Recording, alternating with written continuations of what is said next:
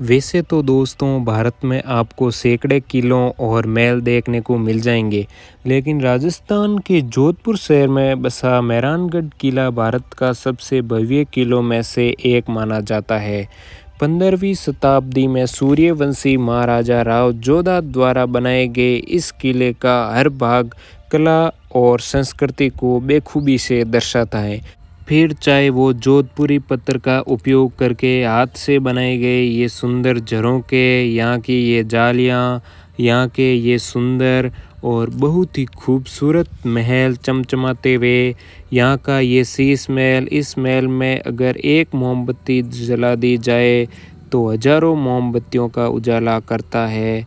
ये 18वीं शताब्दी में बनाए गए इस बेहद खूबसूरत महल में कुल मिलाकर 29 किलो सोने का उपयोग किया। इस किले में आपको हाथियों के हौदे और राजा महाराजाओं के प्राचीन अस्त्र शस्त्र, तलवारें, भाले यहाँ पे मिलेंगे।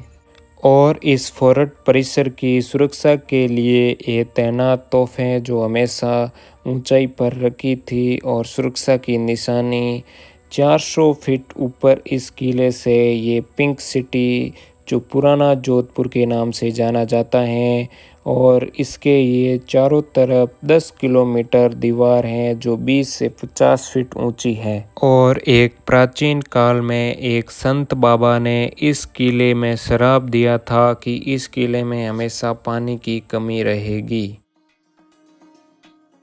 मेहरानगढ़ का ये भव्य किला जोधपुर शहर में स्थित है, जहाँ पे आप हवाई यात्रा या रेल यात्रा या बस यात्रा से यहाँ पे आ सकते हो। यहाँ पे आके आपको मिलेगा कैब या ऑटो रिक्शा। मैं अभी जा रहा हूँ ऑटो रिक्शा के अंदर। और इस भव्य किले तक पहुँचने के लिए हमें बेहद ही खूबसूरत रास्ता मिलता है, जहाँ से संपूर्ण जोधपुर दिखाई देता है। तो मैं इस किले में प्रवेश करने से पहले आपको बता दूं कि ये राठौड़ वंश के राजपूत राजाओं का किला है, और इसको सूरज का किला भी बोलते हैं। मेहरान शब्द की उत्पत्ति फ्रांस शब्द मेहर से हुई है, जिसका अर्थ है सूरज, क्योंकि राठौड़ वंश के लोग सूर्यवंशी राजपूतों में आते हैं, और इसलिए इस किले को मेहरानगढ़ का किला कहते हैं। हेलो दोस्तों, welcome to my new blog. और मैं आज आ चुका हूँ जोधपुर में मेहरानगढ़ किला। आप देख रहे हो जो मेरे पीछे ये मेहरानगढ़ किला है, और इसका निर्माण राव जोधा ने करवाया था, और इसकी संपूर्ण जानकारी मैं आपको दूंगा। जमीन से 400 फीट की ऊंचाई और 1200 एकड़ के विशाल क्षेत्र में फैले हुए इस किले की नींव 15वें राठौड़ शासक राव जोधा ने सन 1459 में रखी। उसके बाद अगले 300 व 350 सालों तक उनके उत्तराधिकारी राजा लोग अपनी ज़रूरत के हिसाब से इस किले में निर्माण और सुधार कार्य करवाते रहे। तो ये है इस किले का मुख्य प्रवेश द्वार, जिसको कहा जाता है जयपोल गेट, और इसका निर्माण सन 1808 में महाराजा मानसिंह ने जयपुर के महाराजा जगत सिंह से हुए युद्ध में मिली जीत के उपलक्ष्य में करवाया था। और इस जयपोल गेट से प्रवेश करने के बाद हमको मिलेगा यहाँ की टिकट खिड़की, जो इस किले को विजिट करने के लिए पर व्यक्ति 200 रुपये लगते हैं। यहाँ से हमने टिकट लेके, ये आप देख रहे हो 9 मंजिला इस किले का निर्माण, और यहाँ पे ये बेहद ही खूबसूरत और प्राचीन डिजाइनिंग में बनाई गई होटल। स्थानीय लोगों के लिए होटल काफ़ी महंगा हो सकता है, लेकिन जो विदेशी लोग आते हैं उनके लिए ये होटल बनाई गई है। उसके बाद चलते हैं हम आगे, और तो आपको किले के मुख्य द्वार यानी जयपोल के अलावा डेढ़ कांगड़ा पोल और डेढ़ कांगड़ा पोल है, जो इसका बहुत ही गहरा और रोचक इतिहास बना हुआ है। इसके अलावा आपको यहाँ पे मिलेगा अमृत पोल और राव जोधा जी का फालसा, ये राव जोधा जी का फालसा, और लोहे पोल, इसको बोला जाता है लोहा पोल। इन दरवाज़ों में बहुत ही गहरा और रोचक इतिहास जुड़ा हुआ है। और इसके बाद आपको दिखाई दे रहा है इस किले का म्यूजियम। म्यूजियम में जहाँ से लोग प्रवेश करते हैं उसको कहा जाता है सूरज पोल यानी सनलाइट गेट। क्योंकि इसको सूरज पोल इसलिए कहा जाता है क्योंकि सूर्य की सबसे पहली किरण है जो इसी दरवाजे के ऊपर पड़ती है, जहाँ से हम म्यूजियम में जा सकते हैं। ये इस भव्य किले का म्यूजियम। और अब हम आ चुके हैं सिंगार चौक। सिंगार चौक से हमें मिलेगा म्यूजियम में जाने का एंटर गेट। और इसके बाद आपको दिखेंगे हाथियों के हौदे। इन हाथियों के हौदों की एक खास बात मैं आपको दिखा दूँ। इनके ऊपर की साइड राजा बैठा करते थे और नीचे की साइड उनका सेवक बैठा करते थे। ये आप देख रहे हो, ये रानियों के लिए होता है। इसके ऊपर मखमल की चादर, और ये देखो मखमल की चादर और नीचे की सोने की प्लेटिंग की हुई होती है। ये आप देख रहे हो हाथियों के ओहदे, और इन सभी हाथियों के ओहदे के ऊपर शेर का प्रतीक चिन्ह होता है, क्योंकि राजा महाराजाओं की पहचान शेर का शाही चिन्ह होता है। इस सिंगार चौक में आपको ये कलाकृति दिखाई दे रही है, ये सारी प्राचीन कारीगरों द्वारा हाथों से बनाई गई। अब मैं ले चलता हूँ आपको इस दौलत खाने में। यहाँ पे आपको महाडोल दिखाई देगा, और यहाँ पे भाले, तलवारें, राजा महाराजाओं के समय के हुक्के, और यहाँ पे ये दिखेंगे कांसे के बर्तन। ये पुराना राय का बाग रेलवे स्टेशन, और ये ताला है जो 4 चाबियों से बना हुआ अचंभित ताला है, आप देख सकते हो।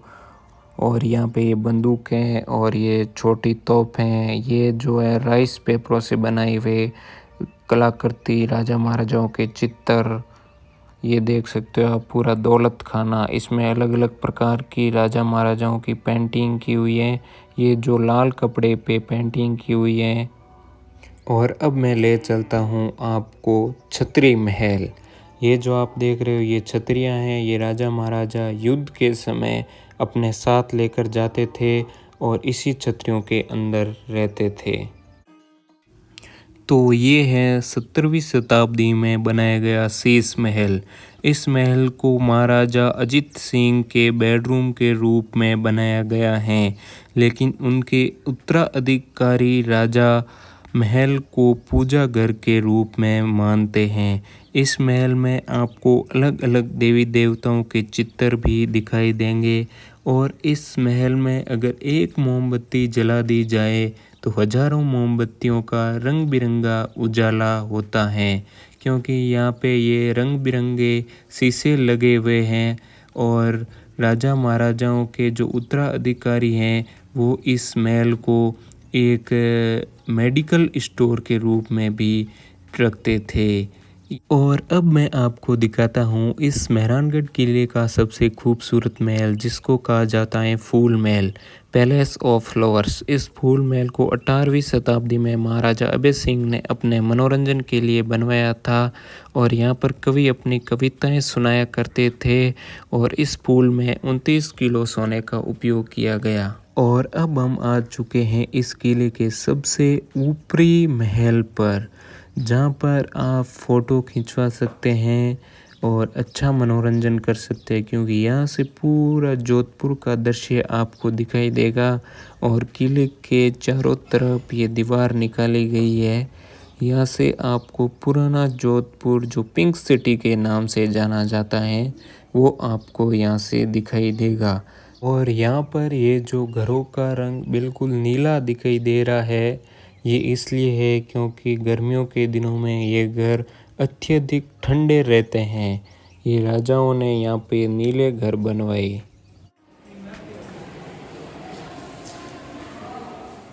ऊपर यहाँ पर शस्त्रागार बनाया है। यहाँ पर आपको तलवारें, अस्त्र शस्त्र दिखाई देंगे। किले का एक और खूबसूरत महल जिसको कहा जाता है तख्त विलास महल। इस महल को 33वें राठौड़ शासक महाराजा तख्त सिंह ने अपने बेडरूम के तौर पर बनवाया था, और तख्त सिंह महाराजा इसको मनोरंजन के रूप में उपयोग करते थे। इस किले का ये पालना संग्रहालय, जिसमें शाही परिवार में बच्चे का जन्म हुआ करता था, तो राजा इस तरह के खूबसूरत पालने बनवाते थे। तो इस झांकी महल में आपको हाथ से चलने वाले तरह तरह के पालने देखने को मिलेंगे और यहाँ का सबसे खूबसूरत पालना ये है जो लाइट से चलता है और आधुनिक है। ये पालना महाराजा गजेंद्र सिंह के समय का पालना है, जो उनके बचपन का पालना ये आप देख सकते हो। और किले के इस भाग को कहा जाता है मोती महल और इसको दीवाने खास के नाम से भी जाना जाता था। इस मोती महल में सोने का उपयोग किया गया है और इस महल में राजा अपने मंत्रियों के साथ बैठा करते थे।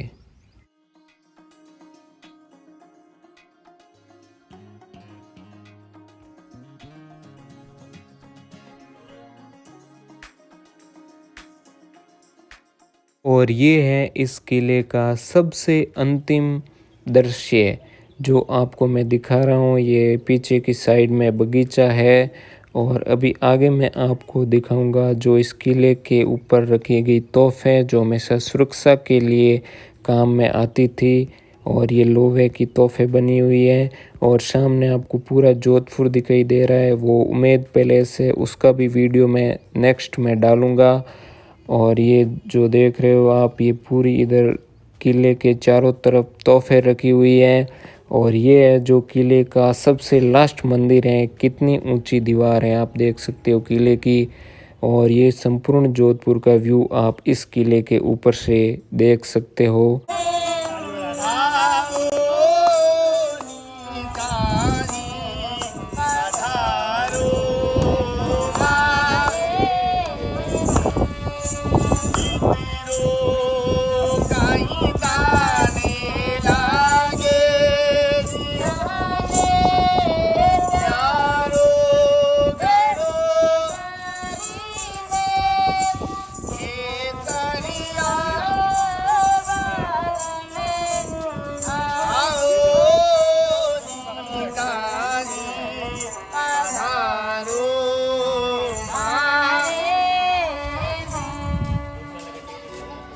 दोस्तों किले से वापस निकलते समय हमें दिखा ये नुकीला दरवाज़ा जो आप देख सकते हो किले की सुरक्षा के लिए लगाया गया था। तो दोस्तों मैंने आपको मेरे साथ करवाया था मेहरानगढ़ किले का पूरा विजिट। और अगर आपको वीडियो अच्छा लगा हो तो मेरे वीडियो को लाइक शेयर ज़रूर करें दोस्तों। और अगर आप चैनल पर नए हो तो चैनल को सब्सक्राइब करें। और अभी मैं इस किले से वापस निकलता हूँ घंटाघर की ओर। जो थोड़ा सा दृश्य मैं आपको दिखाऊंगा, ये घंटाघर और जोधपुर का मेन एरिया इसी को बोलते हैं, जो किले के जस्ट नीचे की साइड में आपको दिखाई देगा।